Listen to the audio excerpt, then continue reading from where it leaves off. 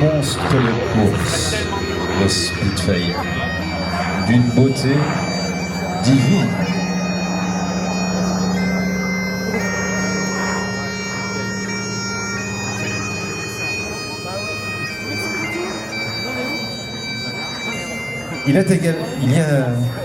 On a également vu une version navalisée du Spitfire, le Seafire. Pour l'adapter aux missions sur les porte-avions, on l'avait équipé d'une crosse d'appontage, d'ailes pliantes et de tout un équipement spécialisé. Mais comme le Spitfire, le Seafire avait lui aussi un train d'atterrissage très étroit qui convenait plutôt mal, qui convenait même très mal aux opérations d'appontage. Le taux d'accident à cette époque fut extrêmement élevé. Malgré tout, les Speed comme les Seafire ont participé à de nombreuses batailles. On retrouvera les Seafire notamment lors du débarquement de Provence, au sein de la Task Force 88. Le Speed est resté en service dans la Royal Air Force jusqu'en 1954. Le Branco.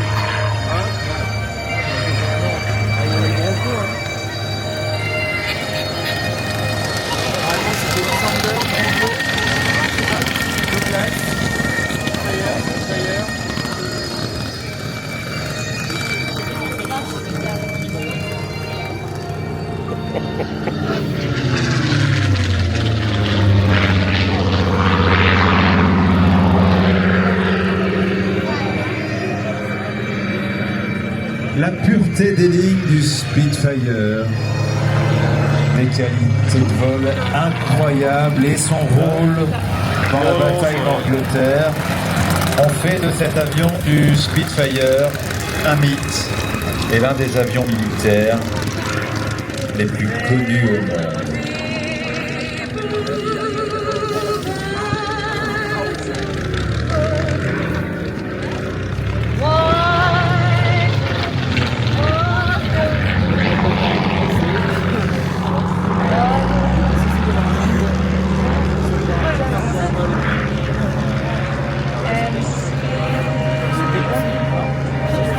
Il était avec Douglas.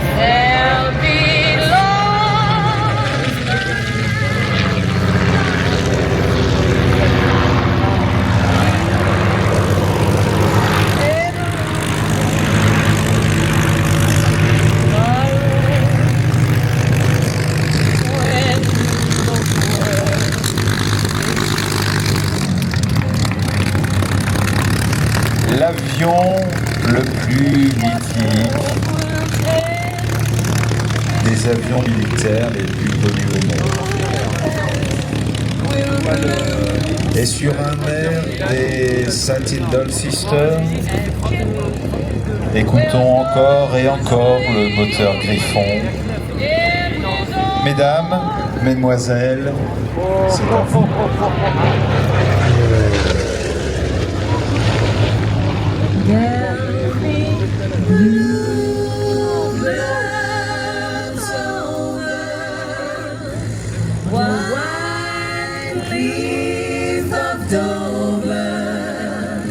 Tomorrow,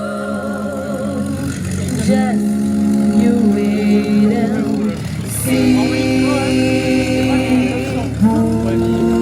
There'll be love and laughter and peace ever after. Tomorrow, when the lovely free. The shepherd will turn its sheep. The valley will bloom again, and Jimmy will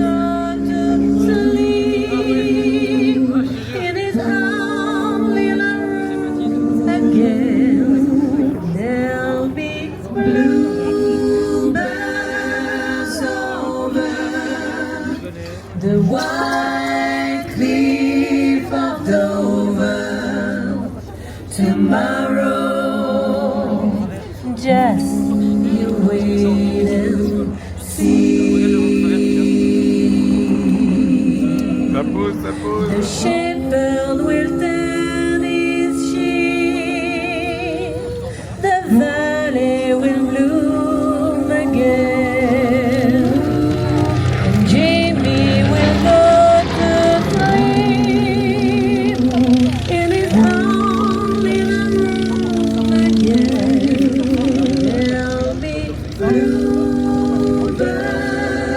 over the white cliff of Dover. Amiable.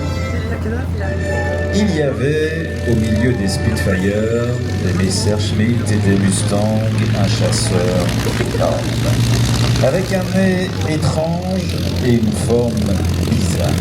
Il était à peu près 2 fois plus lourd que les autres, et on l'appelait le Tank, car une fois posé sur son nez, il ressemblait effectivement à un faux. Le P-47 Thunderbolt n'est apparu que tard dans la guerre. Sa conception de décompteuse s'était passée au début du conflit en Europe pendant les batailles aériennes de Pologne et de France. Malgré son arrivée tardive, c'est encore aujourd'hui le chasseur américain construit au plus grand nombre d'exemplaires. Il était rapide, il était solide, propriétaire de son appareil du temps des tsars. Et Alexandre s'était distingué dans l'armée de l'air après la Révolution et travaillait notamment pour l'Air Force. Ces avions se sont illustrés notamment lors de